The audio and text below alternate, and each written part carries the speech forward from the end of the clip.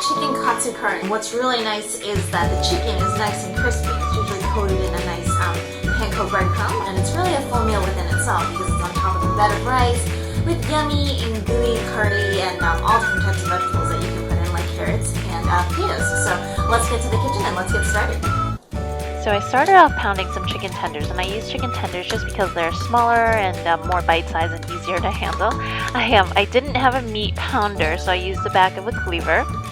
Next, I generously salted and peppered both sides of the chicken tenders. And now I'm preparing the dip, which is basically an egg.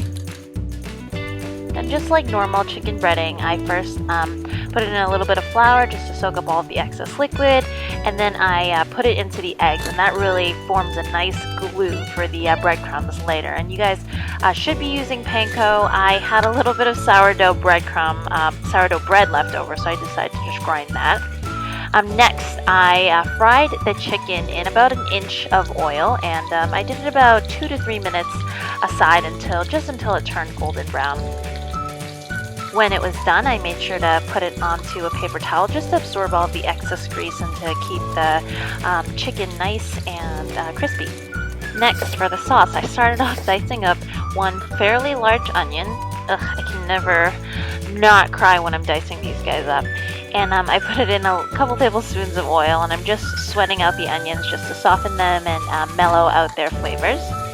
And then I also diced up a couple cloves of garlic, and I added that in more towards the end because garlic has a tendency to burn. And then I cut up a couple carrots, added that in, and then also 1 whole potato. And you do want to have those guys cook in the pot for a couple of minutes because they do take a while to cook and soften. So put that on medium heat just for a little bit. Next, I'm going to prepare the sauce some more. I had a little bit of honey already in the bowl, and I'm mixing a couple tablespoons of soy sauce right in.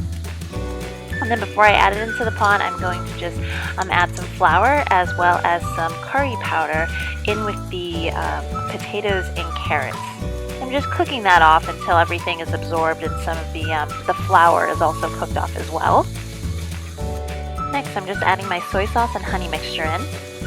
And then while the heat is on high, I'm going to pour in my chicken stock. And because of that flour, everything as it cooks together is going to thicken up. Keep that sauce. And that's really after just about 45 minutes of cooking. Everything has really thickened up and all of the flavors have just meshed up together to create this amazing curry sauce. And then I try to make the best I can the rice into the shape of footballs because I think that's traditionally maybe what they do. I don't know. And then I paired it with 2 pieces of the crispy chicken cutlet. Doesn't that look yummy, guys? Well, there you have it, my Japanese chicken katsu curry recipe. Oh, it was so good that day that I made it for lunch, and subsequently I had it the next 2 days for dinner, and it was still super delicious.